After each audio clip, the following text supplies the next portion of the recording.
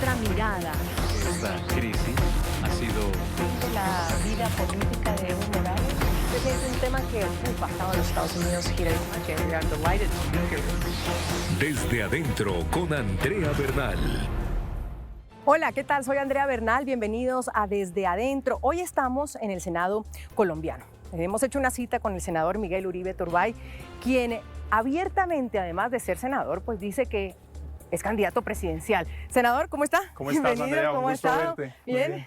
Faltan tres meses, un añito para las elecciones en Colombia. ¿Usted ya está en campaña? Así es, pues prácticamente hemos estado en campaña desde hace mucho tiempo porque Colombia no da espera.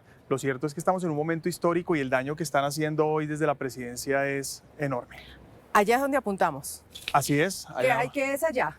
¿Qué hay allá para...? Allá vamos a estar en la Casa de Nariño. El 7 de agosto del 2026 comienza una nueva era para Colombia. Vamos a construir la Colombia del futuro, esa Colombia de esperanza, con un futuro seguro, de oportunidades, a pasar la página de la violencia, que no se siga repitiendo la historia que tanto nos ha afectado y que tanto nos ha dolido, que no estemos gobernados por el terror, pero especialmente que sepamos que hay esperanza y que hay futuro. Ese camino es como cuesta arriba. Aquí estamos en el Palacio de Nariño, se ve acá. Aquí estamos en el Senado, pues donde es senador. Más o menos entre 40 y 50 precandidatos presidenciales hay en Colombia. Usted forma parte de esos 40 y 50. ¿Mucho candidato, poco líder? Yo diría que al revés, es bueno que haya muchos candidatos. Entre otras cosas, eso lo que demuestra es que estamos en una democracia y que al final será el pueblo colombiano el que escoja quién debe dirigir el país.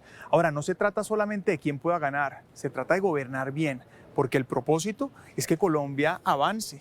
Este gobierno ofreció un cambio que por el contrario fue destrucción, en vez de resolver los problemas los agravó. Y lo que tenemos es que construir la Colombia, insisto, del futuro, una nueva era para este país, ese cambio que realmente nos merecemos.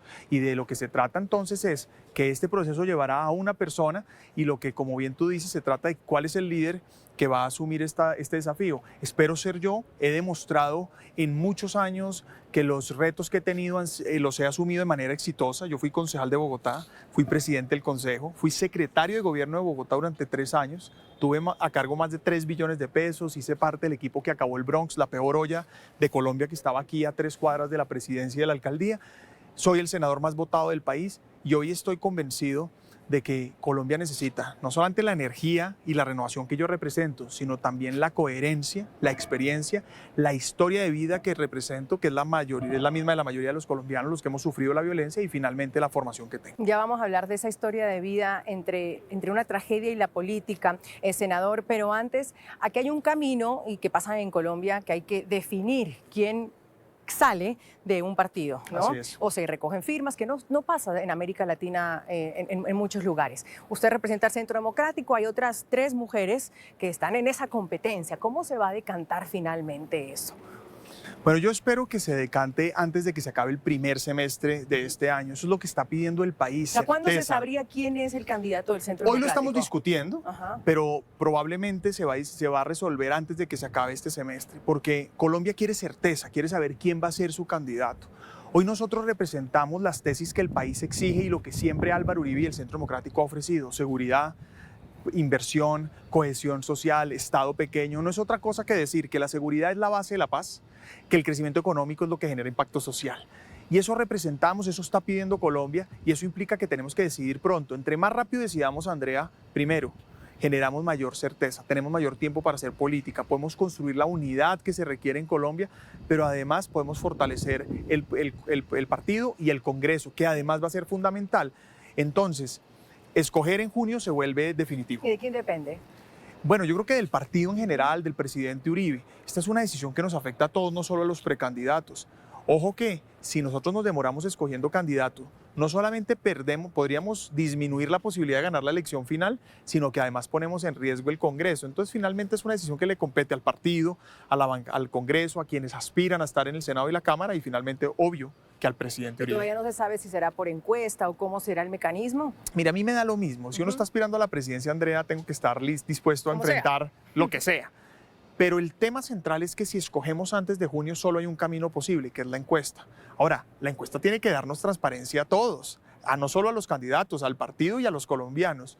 Y lo que yo estoy proponiendo es que sea una encuesta, primero presencial, 2 georreferenciada, 3 que tengamos acceso a los formularios y 4 grabada, es decir, que podamos hacer auditoría. Y ya los parámetros de la encuesta podríamos ponernos de acuerdo entre el partido, los precandidatos, pero al final va a terminar siendo, creo yo, una encuesta como ha sido en el 2018 cuando se escogió a Iván Duque, en el 2022 cuando se escogió en aquel momento y en esto probablemente no sea la excepción. Pero para más que el mecanismo, si encuesta u otro mecanismo, es la fecha. Necesitamos que el Centro Democrático escoja rápido porque el próximo presidente de Colombia saldrá de este partido. O el que diga Uribe, ¿eso puede pasar? Sin duda va a ser el que diga ¿Sí? Uribe y va a ser un Uribe. ¿Usted es el consentido de Uribe? Pues yo quisiera hacerlo, pero más que el consentido, lo que sé es que hacemos una llave ideal. Y él y yo, con el Partido Centro Democrático, vamos a volver a recuperar a Colombia. El presidente Uribe es un gran maestro y un mentor. He aprendido muchísimo al lado de él, no solamente estos años, sino desde que me apoyó a la alcaldía de Bogotá y hemos tenido la oportunidad de compartir en muchas ocasiones. La verdad es que hoy más que nunca, insisto, Colombia está pidiendo lo que el presidente Uribe y el Centro Democrático siempre ha ofrecido. Y particularmente yo he demostrado coherencia. Es que hoy la política colombiana ha demostrado estar lleno de camaleones, oportunistas, personas que trabajan es por conveniencia. Yo, por el contrario, toda mi vida pública la he hecho con absoluta coherencia, combatividad y firmeza, pero siempre convocante, como lo ha hecho el presidente y como la volveremos a hacer. Ya regresamos con Desde Adentro por NTN 24, el canal de las Américas. Usted puede ser quizás uno de los más jóvenes. El más. Más, ¿verdad? Yo no conozco uno todavía más joven que haya salido a decir yo quiero ser presidente. Y eso también tiene un pro y un contra siempre en política. Y además su apellido, Turbay. Su abuelo fue expresidente de este país, de Colombia, y aquí en Colombia hay una palabra que utilizan que es el delfín político, que muchas veces termina siendo hasta odioso porque dicen, tiene privilegios, el apellido, claro, la experiencia, lo pusieron ahí. ¿Cómo desligarse de eso? ¿Es un peso que llevas? A ver, lo primero es que yo he demostrado toda mi carrera política que la he hecho a nombre propio, es decir, ha sido con mérito. Mi abuelo murió incluso antes de que yo arrancara a hacer política. Y lo que me ha costado ser Turbay, además de la admiración y el respeto que tengo por él y su historia, pues ha sido ser víctima de la violencia. Es precisamente por mi abuelo, fue el presidente que firmó el primer tratado de extradición de narcotraficantes a Estados Unidos. Es presidente por eso que Pablo Escobar secuestra a mi mamá, para castigar por un lado a mi abuelo, pero al mismo tiempo la termina asesinando porque no se prestó para el chantaje que en aquel momento promovía, y era que solo liberaría a mi mamá si mi abuelo y mi mamá presionaban a Gaviria, en aquel entonces presidente, para que acabara la extradición. Pero mi mamá, por el contrario, y mi abuelo, siempre han tenido en cuenta que los intereses de la familia no se pueden poner por encima de los intereses del país, y al final mi mamá entregó su vida. Conclusión, eso es lo que me ha costado ser Turbay, que no es otra cosa que mi mayor inspiración para hacer política, porque mi mamá dio la vida por una causa. Mi mamá Diana Turbay creía en la paz de Colombia, por eso mi propósito de vida es un país sin violencia, por eso estoy aquí parado y por eso espero llegar a la presidencia. Ahora, frente a los ataques por venir de una familia política o incluso por lo que hizo mi abuelo, yo los quiero invitar a que no caigamos en la trampa de discutir el pasado. Quienes nos quieren llevar al pasado son los que se quieren aferrar a él. Yo represento el futuro y tú decías la juventud. Soy el candidato más joven, pero no el más inexperto.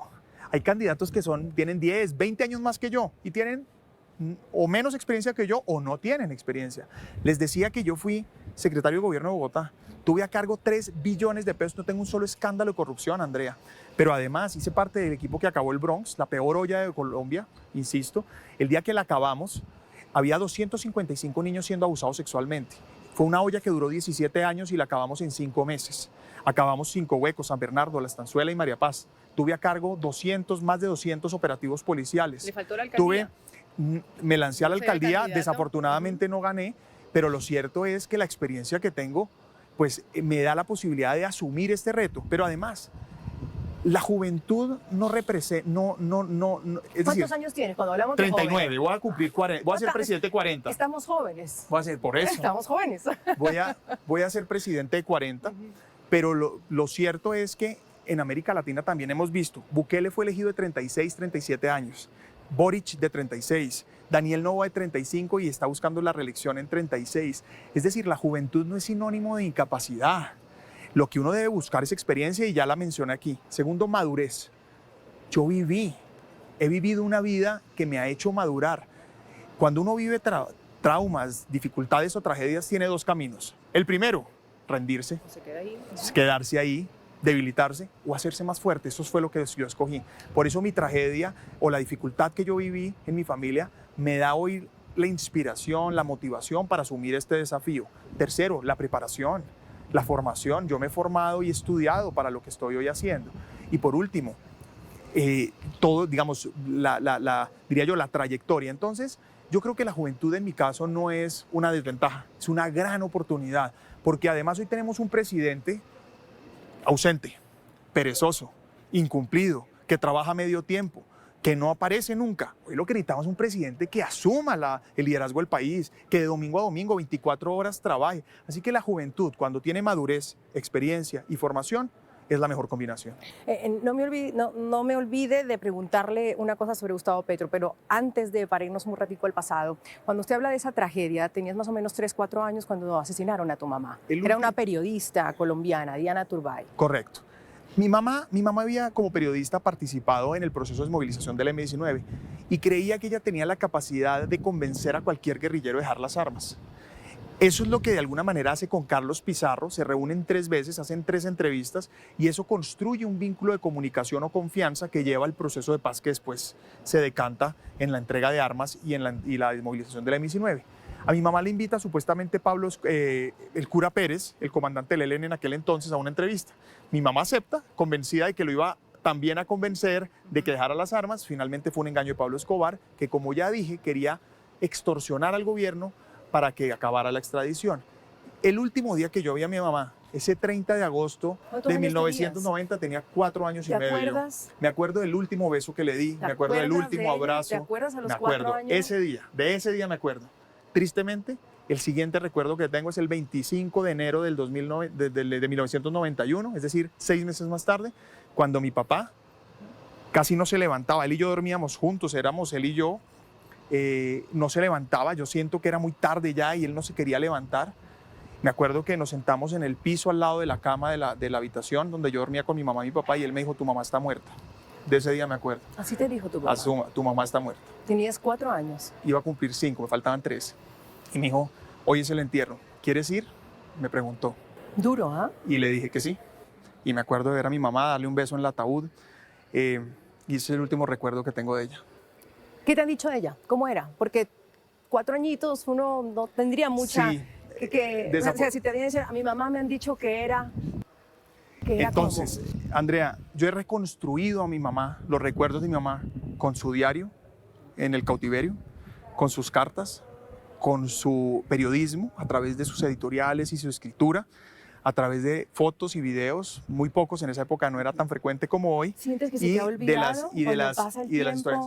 A mí no se me olvida, es decir, primero la recuerdo todos los días de mi vida y ahora que tengo un hijo de 4 años más, porque esa era la edad que yo tenía cuando no la volví a ver.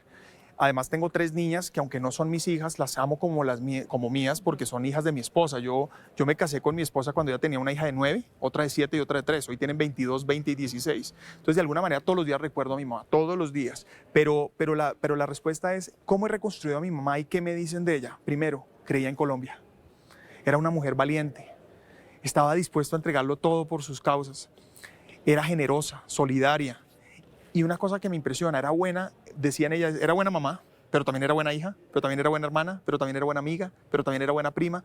Era de alguna manera una mujer que lo entregaba todo a las personas que quería. ¿Con esa historia no quedaste con una sed de venganza? No, eso del perdón y el olvido y vamos a, como víctima, no quedas con, hay que hacer que la gente pague. Mira, cuando a mi mamá la matan, y yo recuerdo que empiezan a decirme, Dios se la llevó. Dios se la llevó. Mi primer resentimiento absoluto era con Dios. Yo como decía, pero Dios, ¿cómo es que Dios se lleva a mi mamá? Y no entendía qué pasaba. Cuando empecé a crecer, empecé a tener un resentimiento primero con mi mamá, que yo decía, pero mi mamá, ¿por qué se entregó? Mi mamá, ¿por qué se puso en una condición de riesgo? Y fue con el tiempo que empecé a entender que lo que hizo mi mamá, lo hizo no solo por su carrera o solo por el país, que especialmente lo hizo por sus hijos, por mi hermana y por mí, y que creía en un mejor país. Y empecé a ver, de alguna manera, a tomar fortaleza de lo que ella representó y del legado. Ahora, ¿cómo me reconcilio con Dios y cómo perdono? porque claro, a medida que uno crece, entonces que Pablo Escobar, ya lo habían matado en el 94, pero que Pablo Escobar, que Popeye, que el uno, que el otro, que todo lo que representaban. Y la verdad es que fue mi abuela. Yo tuve la oportunidad de vivir con mi abuela un año, en el 2001, 2002, más o menos tenía 13 años. Y en la vida es normal, Andrea, ver morir a las personas mayores, así sea traumático y difícil, porque es la naturaleza. Las personas mayores se mueren primero que los jóvenes, pero nunca es normal ver morir a un hijo. Desde el día que mi mamá la mataron, mi abuela a hoy se ha vestido de negro. Lleva 35 años vistiéndose de negro, haciendo duelo o luto por mi mamá. O más que el duelo, es de alguna manera un homenaje también del vacío que eso generó. Y mi abuela es una mujer de fe, absolutamente apegada a Dios. Cuando viví con ella, aprendí que era Dios, no el que se la había llevado, sino el que me iba a ayudar a superar esa tragedia. Entendí realmente que mi mamá estaba con Dios, pero que además lo que yo había vivido no tenía que preguntarme por qué, sino para qué había sucedido, que al final es un poco cómo yo tomo la energía, más bien la fuerza, la fortaleza para superar. ¿Eso y perdono. te lleva a la política? Entonces, Ajá. antes de eso, primero perdón, primero me reconcilio con Dios, segundo, de alguna manera entiendo lo que hizo mi mamá, y por último, perdono.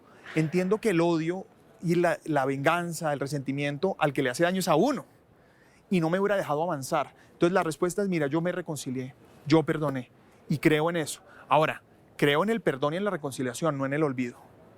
Entonces, el olvido me mantiene, no olvidar, me mantiene fuerte, firme, pero obviamente haber perdonado me da la posibilidad de avanzar. Ahora, hacer política, yo no hice política ni porque mi abuelo fue presidente, yo no hice política porque me lo pidieron, no. Yo hice política porque entendí que liderar era servir. Ya regresamos con Desde Adentro por NTN 24, el canal de las Américas. La política que también está tan trastornada, tan venida a menos, todos dicen todos son corruptos, nadie quiere servir, solo está para sus intereses. Y usted es un gran, volviendo a lo que le dije aquí, que no me olvide que le pregunte, un gran crítico del gobierno de Gustavo Petro, que ha polarizado aún más a este país. Bueno, ya América Latina de por sí está polarizada, él representa una izquierda, usted sin duda representa una derecha. Ahondar en esos ataques no socava aún más la polarización en un país que necesita tranquilidad, Miguel. Yo creo que no se trata de ataques, se trata primero de decir las cosas como son y segundo, de tener una actitud absolutamente combativa y firme, porque hoy estamos ante un gobierno y un sector político, primero que quiere reescribir la historia de Colombia, quiere volver a los verdugos víctimas y a las víctimas victimarios. Segundo, nos están invirtiendo los valores. Aquí no solo está en juego un modelo político o un modelo económico, está en juego el modelo de la sociedad que queremos. Tercero, aquí de lo que se trata es defender unas ideas que generen progreso y seguridad. Hoy estamos enfrentando un gobierno y un sector político que promueve impunidad, que ha hecho que crezcan todos los grupos criminales, el ELN en el Chocó o en el Catatumbo, o las FARC en Cauca y así sucesivamente, o el Clan del Golfo en la costa, o en el Bajo Cauca antioqueño. Segundo, la destrucción de la iniciativa privada. Hoy hay un modelo socialista que se está implantando en Colombia y yo represento las ideas de la libertad económica, pero la libertad que es finalmente lo que todos nosotros hoy apreciamos y damos por garantizado. Y en ese orden de ideas, esa confrontación política no son ataques, es la discusión obvia en la democracia. Ahora, el mensaje también podría ser, bueno, la derecha ya gobernó, le tocaba a la izquierda gobernó y tampoco, este péndulo que va en América Latina, ¿hacia dónde va? Volvemos a la derecha, pero ya estuvieron en el poder. Bueno, pero a ver, yo primero yo no utilizaría calificativos de derecha e izquierda, creo que eso es, digamos, de alguna manera es fácil para simplificar ideologías políticas, pero no es útil para poder discutir sobre el tipo de país. Pero usted es de derecha. Pues sin duda izquierda no, y sin duda, si derecha es defender la seguridad para la paz. O me va a decir de centro derecha, como ahora les gusta a algunos. Yo realmente no cuestiono eso. Al final yo lo que les puedo decir es que defiendo, primero, la seguridad como valor fundante del Estado y el único camino para la paz. Defiendo la iniciativa privada, la economía de mercado y creo profundamente que el crecimiento económico es el camino para tener impacto social. Tercero, me moviliza una gran sensibilidad social y creo profundamente que Colombia no puede seguir teniendo hambre, personas con hambre, no puede tener jóvenes sin oportunidades, no puede haber pobreza. Y por último, quiero un Estado pequeño, creo que se necesita. Si eso es ser de derecha, pues soy de lo que ustedes consideren. Pero el punto es este, Andrea, y es que Colombia fue gobernada por las ideas que yo represento y fue un país transformado. Cuando Álvaro Uribe llegó en el 2002, Colombia era un país inviable. Y con las ideas que hoy yo defiendo, con las ideas que yo hoy implementaré, Colombia mejoró. No llegó a ser un país perfecto, pero fue un país muchísimo mejor al que hoy estamos viviendo. Y lo cierto es que avanzó en todos los aspectos avanzó. El problema es que llegaron las ideas de la impunidad, las políticas de la impunidad, empezó a crecer en las economías ilegales, particularmente el narcotráfico, y por último, eso ya empezó a corroer otra vez el país, y hoy estamos en un país que pareciera ser inviable por cuenta de la inseguridad, pero además por diría yo, la incertidumbre que genera este gobierno. Para llegar igual a la Casa de Nariño hay que hacer alianzas, hay que mirar otros candidatos, hay que mirar otra oposición, una oposición que parece muy fragmentada con, lo decíamos, muchos candidatos. Si no fuera usted se vería en alguna alianza con, le doy nombres, Vicky Dávila, Sergio Fajardo, Juan Daniel Oviedo, David Luna, Vargas Lleras, puedo seguir. ¿Con alguno de esos le sonaría, bueno, me voy a unir para llegar todos allá? Lo primero, Andrea, es que lo que está en juego es Colombia, no una candidatura individual. Aquel candidato que piense que el propósito final es que llegue a la presidencia está equivocado. Hoy lo que necesitamos es que Colombia le vaya bien. Y lo que yo pongo sobre la mesa es un abanico de propuestas, un programa, pero especialmente una visión de una Colombia del futuro que estoy convencido nos va a llevar a un futuro seguro y de oportunidades. Y todo lo que contribuya a llegar a esa visión, yo estoy dispuesto a trabajar con ellos, a unir, a apoyar. Ahora, yo desde ya te digo, y le digo a los colombianos, primero, espero ser el candidato del Centro Democrático y quiero ser el candidato que una a Colombia.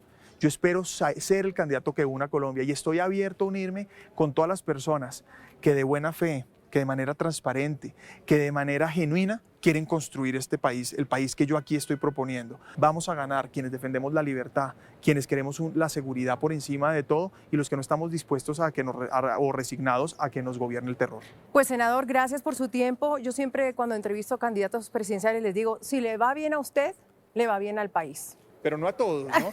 No a todos los candidatos. Eso, ya no. vamos en algunos, pero Ya. es que me quedan como 40 y pico, ¿no? En Colombia. Tranquilo, que en Ecuador había 17 binomios, ahorita en Bolivia hay como 10 binomios. No, ahora que tú dices rápidamente, yo invitaría a los colombianos, muchos dicen, bueno, pero es que hay muchos candidatos, ¿qué vamos a hacer?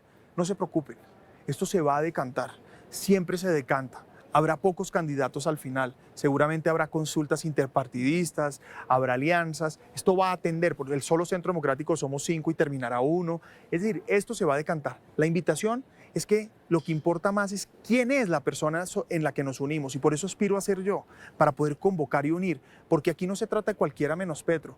En el 2022 tuvimos a una persona, no nos fue bien.